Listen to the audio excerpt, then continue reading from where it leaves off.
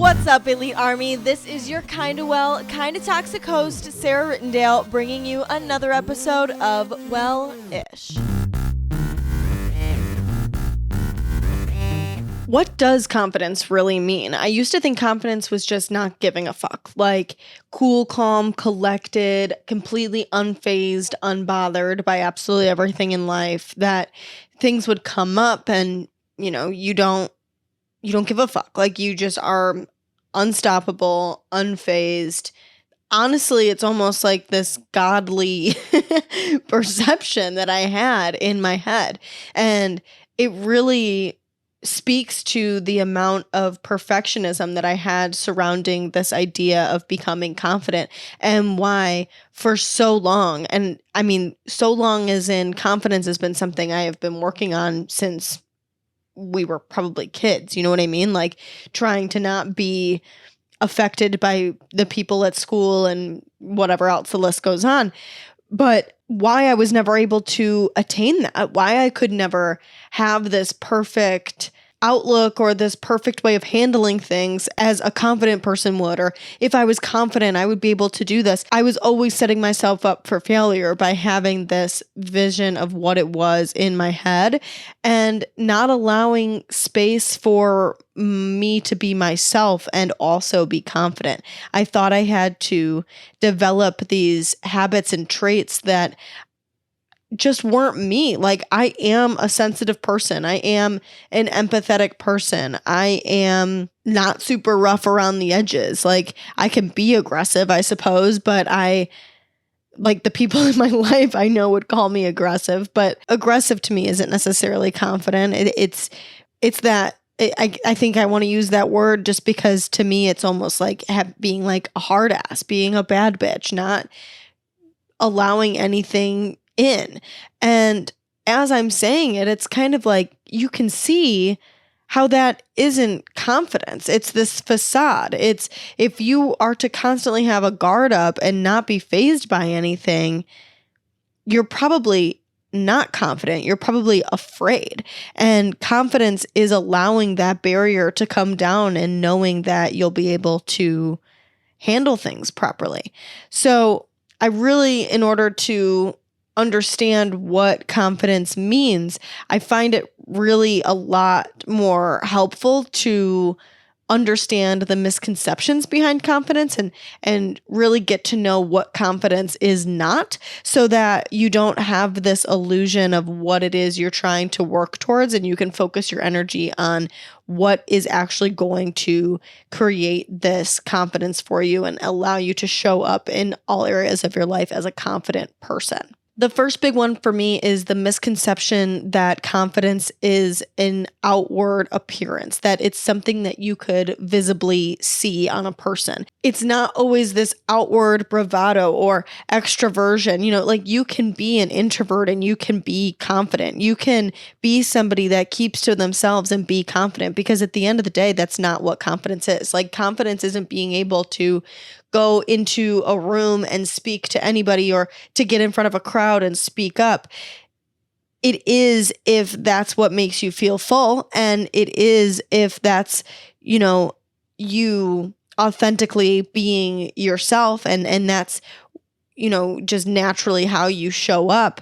But if that's not how you naturally show up, that doesn't automatically write you off as not confident, because a lot of confidence is quiet, is underlying, and is just the way that you feel in those circumstances. You feel that you don't have to get up and be extroverted and be loud and show off your confidence if that's not something that you feel comfortable in. You know in your own skin that you can just sit there and be okay being quiet because that's who you are. Or you get up and are loud because that's who you are and you feel comfortable doing that. Not so that you can put on a show and be obnoxious and, get people to look at you so that you have attention, because really underlying you're insecure. It's you actually showing up as yourself and having the courage to show up as yourself, however that looks. I also think this really speaks to it not being visible in the sense of you don't have to, do something. It's not like an external experience that you have to have in order to determine you as confident. It can be just self-knowing and just the way you internalize things, that you don't allow them to consume your entire soul, speaks to confidence. And again, that is something that comes internally, and it's something that is quiet. It's not loud and visible. A silent strength and self-assurance, if you will. My next one is that confident isn't this static, flat line, always thing. It's going to change dependent on circumstances and experiences and your mindset and, what it is you're going through at that point in time, who you're around, what you're exposed to. A lot of confidence is situational. A lot of the time, confidence comes from familiarity as well. If you are new to something, it's likely for you to be a little less confident in what you're doing because you're nervous and you don't know what to expect and you don't know how to execute it because you've never done it before. But again, it comes back to the idea of visible confidence compared to not visible confidence, that even though you don't know what you're doing, you trust that you will be able to handle it as you go, that you're not going to sit on the side and just be cute over here because I just don't want to look stupid trying to play football or I don't want to get my hair wet in the lake. I don't know, stupid stuff like that, that it's you're too insecure because you're too insecure to have fun and do what you really would like to do just because you aren't familiar with this new thing. There is this, underlying confidence that has to come through that, even though you don't know exactly or aren't confident in how you are going to execute it. Now, on the flip, if you are in a situation that you have done 1,000 times and you're very confident in it, I can think of being at a job for 7 years compared to,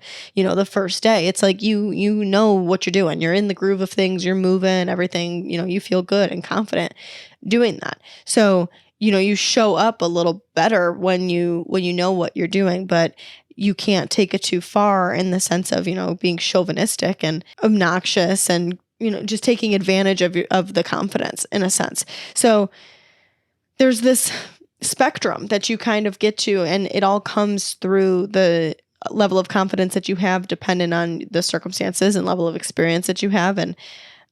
But at the end of the day, it's this feeling of self-knowing and being confident no matter what the circumstances, that you are okay within yourself and that these external things don't determine whether or not you're good enough, that you'll figure it out regardless of how the situation plays out. It isn't this trait that you're going to always have at all times. It's a trait that can be developed and nurtured over time, and should be developed and nurtured over time, because you're going to experience new things and grow and have new mindsets. And, this idea that it's always going to be a developing confidence, so that you're not going to, make it and you're there and now I'm here and I'm always going to be here now. It's always on this constant state of progression.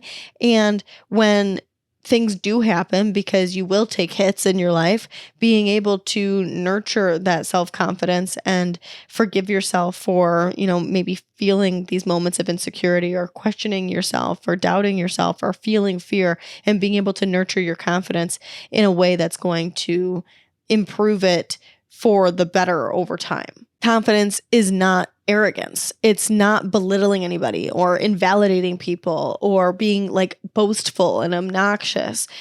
Confidence is really so self-focused. You're not worried about anybody else. You don't have to you're not if somebody shares their opinion, kind of like what we were talking about on Sunday, somebody shares their opinion to you and you guys don't agree. It's okay, who cares? You are confident in yourself and know that whatever you're talking about works for you. You don't feel the need to change everybody's mind and prove your worth to everybody and prove that you're good enough to everybody. You can just, be okay with yourself and feel solid in yourself and not need the understanding and the approval of other people. And I feel when confidence starts to blend with arrogance is when you do feel like you're needing to show up and prove yourself to people, because it's when you start asking for attention and, speaking craziness. I can just picture douchebag guys being oh, and I'm just so awesome because of X, Y, and Z. And it's that's not confidence, bro. You can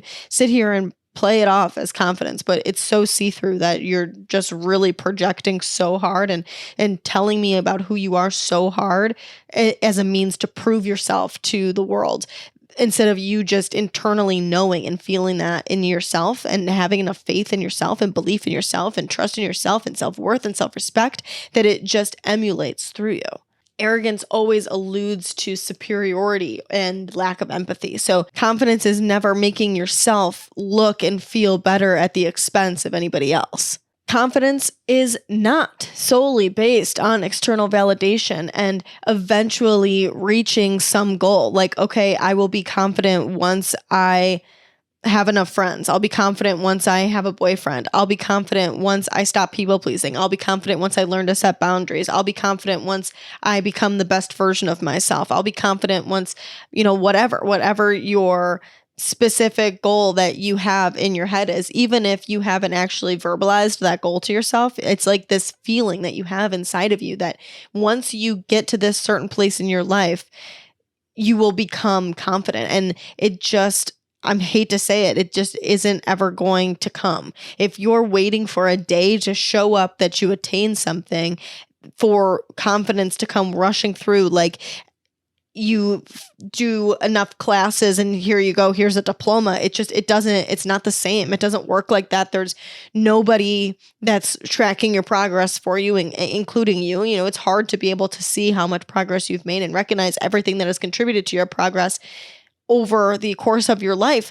I mean, you can look back and self-reflect and I mean, that's definitely something you can do. Absolutely. But I'm just saying there's never going to be one day that you made it. It's here. Today's the day. Surprise. Congratulations. Ta-da. You did it. You have to, learn how to be confident through all of the bullshit that happens in your life. I'm not going to sit here and pretend like external validation can't boost your confidence. It definitely helps, like when you have an external thing that happens and you think, oh shit, like that made me feel really good about myself, and I'll fucking take it. Like I will take any sort of fucking confidence boost that I can get 100%. I'm not going to fault anybody for that, including myself, but it doesn't last. It's not the long-term solution to how to attain confidence of reaching a goal. You have to learn how to attain it within yourself so that as any situation in your life pops up, presents itself, because those situations will always pop up and present themselves, like you're always going to feel fear, or I'm sorry, I shouldn't say that. You're not always going to feel fear, but like you're always going to experience fear. Like something's going to happen and you'll feel that emotion of fear, and something's going to happen and maybe you feel that emotion of insecurity, or you feel that emotion of, trying to, that you feel judged, to something along those lines. Things in life are going to happen. And just because you're confident now doesn't mean that you don't experience those emotions. You're going to experience those emotions and be able to handle them because you have confidence. So I feel like I'm basically already saying it here. What is confidence? What does confidence really mean? Confidence is self-love. Confidence literally is self-love. And I think it's so much easier to view confidence as self-love because it makes it feel attainable. It doesn't make it seem like this intimidating phenomenon that is godlike and I will never reach it, because to be confident is like the number one thing that so many people would love to attain. When you think of it like self-love, it's easier to recognize the things that you can do in your everyday life and big things that you can do for the long term that would improve how you show up in the world and have the way that you show up in the world be confident. It's loving yourself enough to carry yourself through life, not effortlessly, but intentionally and with efficiency. It's having enough self-trust to know that you can handle situations. And once situations have been handled, you're not going back and questioning yourself 100 times. You know that in that moment, at that time, you did the best that you could, trusting yourself that you executed it in the best way that you knew how at that point in time. And at that point in time is different than 1 minute, 30 seconds after you executed it. Like maybe you say something and you think, oh, that was dumb how I said that. But you have to be able to forgive yourself and be confident enough to know that at that point in time, that's all you knew how to say. You did your best. And now that you have new information or you were able to process your thoughts more, that yeah, maybe you would have said something else. But you have to have the confidence and self-love to forgive yourself for the way that you executed those things and love yourself enough to trust that you were doing what was best for you in that moment and trust that in the future you will do what is best for you in more moments. It's self-worth. It's self-respect. It's all of the things that we talked about in the very first episode when we really broke down what self-love is, because confidence is self-love. Think about any time you felt insecure. If you just loved yourself a little extra in that moment, it would have helped. Think about any time you've experienced fear or doubt. If you had a little bit more self-love or self-trust or self-respect, it would have helped. It's believing in yourself and your abilities and having this level of self-awareness. It's like this ultimate self-knowing that you just know who you are and who you are not. And anything or anyone that dares to question it, you are able to not internalize and think that that defines who you are, because you know who you are. Knowing yourself and loving yourself, they really work hand in hand, because when you love yourself, you know yourself. But when you know yourself, you can know who you're loving. And when you know who you're loving, you know who it is that you can believe in. And when you can believe in yourself is when you can trust yourself and really have this confident persona 99.9% of the time.